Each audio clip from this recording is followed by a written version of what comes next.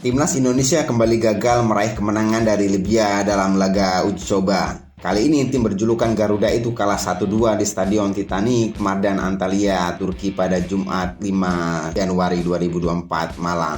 Armada Sintayong sebetulnya unggul lebih dahulu lewat Yakub Sayuri pada menit ke-6. Sayang tim lawan mampu membalikkan keadaan via gol yang dicetak oleh Osama El Sarimi dan Ahmed Ekrawa.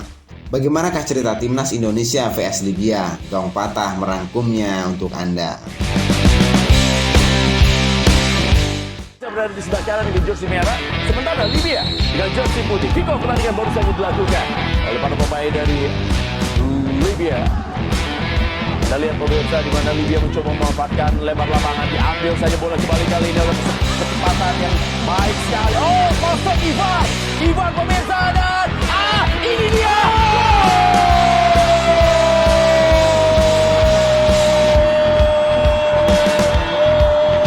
Sebuah serangan yang sangat cepat dilakukan. Bagaimana Ivan memberikan sebuah cutback dan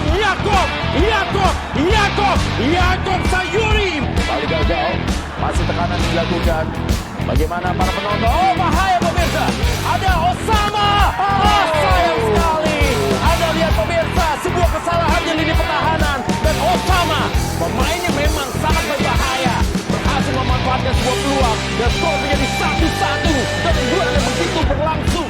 Sangat cepat, sangat menarik dan saling mencoba melakukan serangan dan serangannya. Oh, lagi-lagi pemirsa. Hati-hati dan sukar dipercaya. Seperti dejavu, di mana sebuah bebas dari Rizky Ridho diambil oleh para pemain dari Libya. Oh, bahaya pemirsa. Dan Anda lihat bahaya sekali Ekrawa. Untung saja Hernando berhasil mengambil bola lob yang dilepaskan tadi oleh Ekrawa. Lombol kali ini mencari di mana? Yakub dan bukan dipercaya. Bagaimana peluang emas yang dimiliki oleh Marcelino Ferdinand ketika Yakub lepas dari perangkat offside. Iya, Yakub juga tidak egois ya, meskipun dia punya momen, punya peluang. Peluang kali ini dimiliki oleh, ini dia kesempatan dimiliki pemirsa, tidak offside dan sebuah peluang.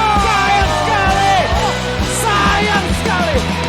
Peluang emas dari Jos. Kekalahan ini membuat Indonesia gagal melakukan revenge setelah takluk 0-4 di pertemuan pertama pada Selasa 2 Januari. Selain itu, tim Merah Putih juga harus gigit jari karena batal naik peringkat di ranking FIFA.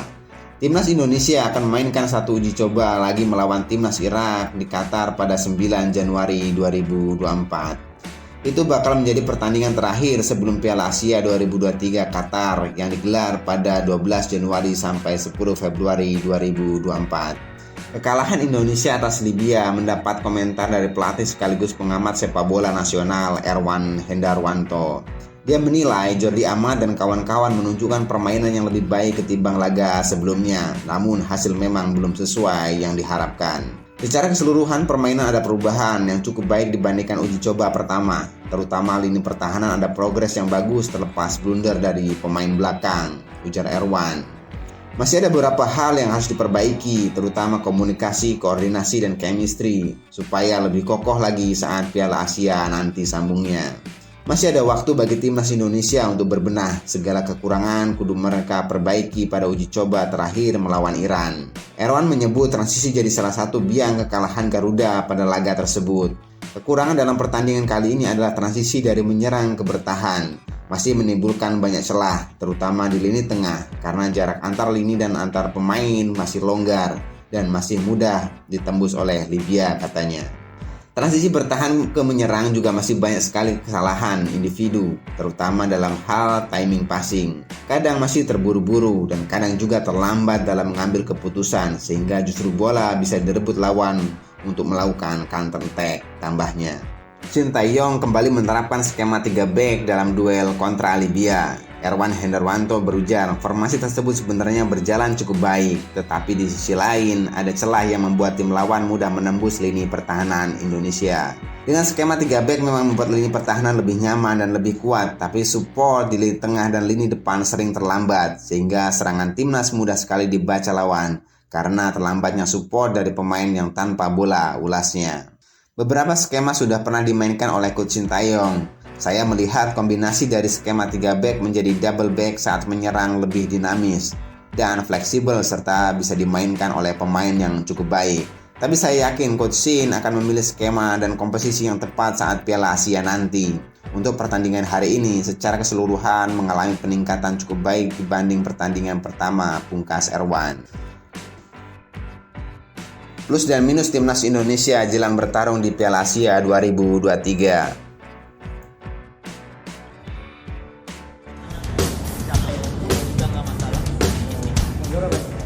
Pelatih timnas Indonesia Sintayong masih punya beberapa pekerjaan rumah yang segera harus diperbaiki sebelum membimbing tim asuhannya berlaga di Piala Asia 2023 yang digelar di Qatar mulai 12 Januari 2024. Agus Yuwono, pelatih asal Malang, menyebut rapor minus masih dimiliki Rizky Ridho dan kawan-kawan saat 2 kali meladeni Libya dengan kekalahan 0-4 dan 1-2 yang digelar di Titanic Mardan Stadium Antalya, Turki.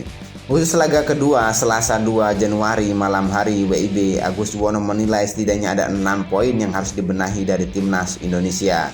Chemistry dan kekompakan tim belum benar-benar terbentuk. Ini mungkin disebabkan adaptasi antar pemain yang masih kurang. Karena ada pemain baru seperti Justin Hubner yang baru bergabung setelah dia dinaturalisasi katanya. Mantan pelatih Persik dan Persela ini juga menyorot aksi gelandang timnas Indonesia, Marcelino Ferdinand, yang masih kurang greget usai pulih dari cedera. Jika dibandingkan performa sebelumnya, aksi Marcelino memang ada penurunan. Itu wajar karena dia baru cedera. Namun saya yakin dia akan lebih bagus lagi saat Piala Asia nanti, ujarnya. Agus juga mengungkapkan pemain timnas Indonesia kurang cepat dalam transisi bertahan. Transisi negatif kurang cepat. Saya lihat ada 2 momen ketika hanya 1 pemain kita menghadapi 3 pemain Libya, ucapnya. Tujuan permainan sepak bola adalah mencetak gol ke gawang lawan. Agus Yuwono pun menganalisis penggawa timnas Garuda masih kurang kreatif membongkar dan menciptakan peluang. Mobilitas pemain kita di sepertiga pertahanan lawan harus ditingkatkan. Ini untuk membuka ruang agar gelandang banyak opsi saat memberi umpan kepada striker untuk mencetak gol. Pemain kita juga kurang maksimal memanfaatkan bola-bola mati, tuturnya. Sayangnya, lanjut Agus Yuwono, ketika skema permainan ada di pertahanan lawan, penyelesaian akhir timnas Indonesia juga masih lemah. Finishing belum maksimal. Jika ingin bikin gol harus sering menendang bola ke gawang lawan. Ada momen Marcelino dan Justin Hubner berani menendang tapi tak mengarah ke gawang, jelasnya. Lepas dari semua kekurangan itu, Agus Yuwono masih optimis dengan tim asuhan Sintayong ini. Ada 3 modal penting yang telah dimiliki timnas Indonesia jelang Piala Asia 2023. Nah, apakah saja itu? Fisik dan permainan banyak peningkatan. Pemain kuat tampil sepanjang pertandingan dan mereka juga lebih banyak punya peluang dibanding pertemuan pertama. Satu yang lebih penting, kedalaman tim juga bagus paparnya.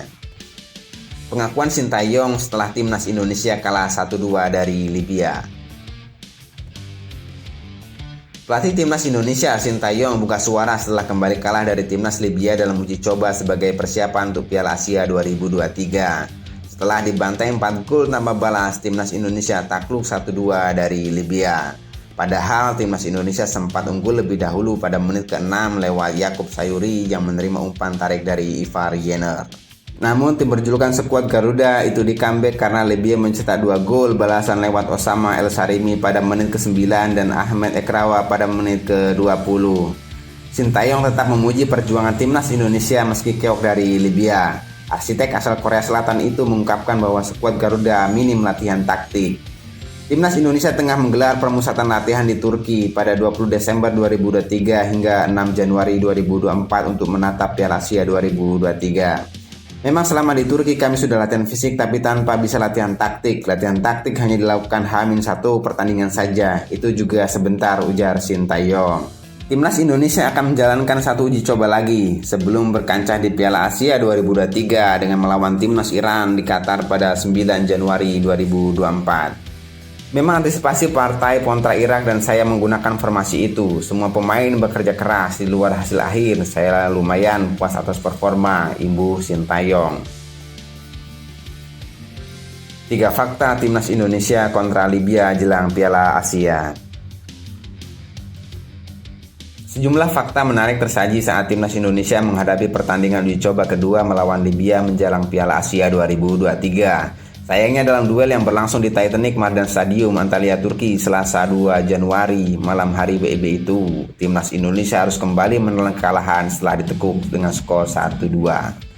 Sejumlah fakta menarik mengiring kekalahan kedua yang dialami skuad Merah Putih pada pertandingan dicoba ini. Kembali ke format 3-4-3.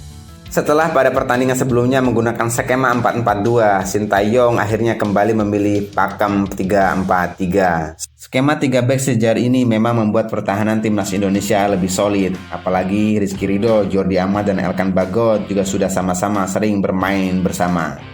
Ketiganya mampu bermain dengan baik meskipun masih sempat terjadi kesalahan komunikasi. Yang cukup fatal ialah blunder yang dilakukan oleh Rizky Ridho. Umpan tanggung pemain Persija Jakarta ini gagal menjangkau Hernando Ari, sehingga sukses direbut oleh Ahmed Ekrawa dan menghasilkan gol kedua timnas Libya. Jordi Amat menjadi kapten. Jordi Amat kali ini kembali mendapatkan kesempatan untuk menjadi kapten. Bermain sebagai starter, pemain berusia 31 tahun ini ditunjuk oleh Sintayong untuk menjadi pemimpin di atas lapangan. Pada pertandingan sebelumnya, ban kapten sempat dipercayakan kepada Maklok. Pasalnya Asnawi Mangkuala masih absen. Namun pada babak kedua, Jordi sebetulnya sudah mulai menjadi kapten. Ban kapten melingkar di lengannya ketika memulai pertandingan pada babak kedua. Ini menjadi kesempatan kedua bagi pemain kelahiran Spanyol itu untuk menjadi kapten skuad Merah Putih. Reposisi Justin Hubner. Sintayong juga memunculkan kejutan tersendiri saat menentukan 11 nama pemain yang menjadi starter pada laga ini. Salah satunya yakni memasang Justin Hubner sebagai gelandang. Pemain berusia 20 tahun ini sebetulnya tampil cukup baik saat mengukir debut pada pertandingan sebelumnya, terlepas dari sejumlah blunder fatal yang dilakukan oleh pemain kelahiran Belanda itu. Performa Justin Hubner sebagai gelandang memang belum cukup optimal mengingat posisi naturalnya sebagai bek tengah. Namun dia cukup bisa membantu saat menemani Ivar Jenner di sektor ini.